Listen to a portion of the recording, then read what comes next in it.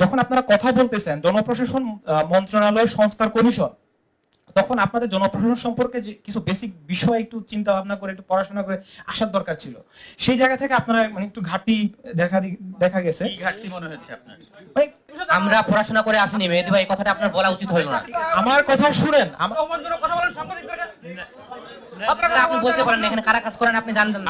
আপনি কথা বলা তো মাত্র শুরু করেছিলাম, আপনার কয়টা কথা বলার সুযোগ দেওয়া হয়েছে? আপনার চেয়ারম্যান যে আমাকে থামিয়ে দিল। আপনি আগে তো বিতর্ক ধরে গেছেন, আপনি আগে বিতর্ক ধরে গেছেন। আপনি কি জানেন আপনার আপনার এই রাখেন চুপ।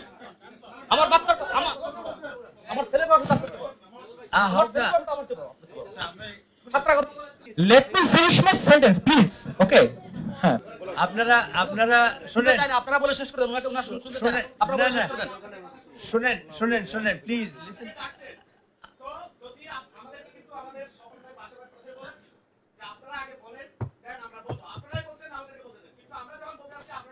না শুনতে যাই না আমরা।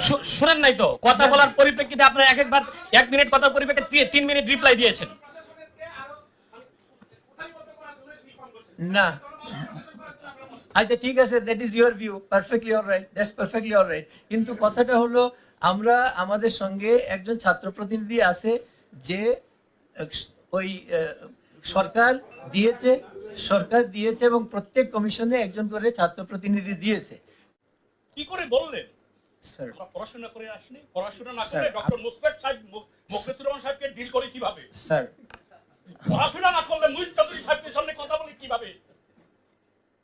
আমাদেরকে অস্বীকার করেন না, শিকড়কে অস্বীকার করে বড় হওয়া যায় না। বাপের ইজ্জত না থাকলে সন্তান বড় হয় না।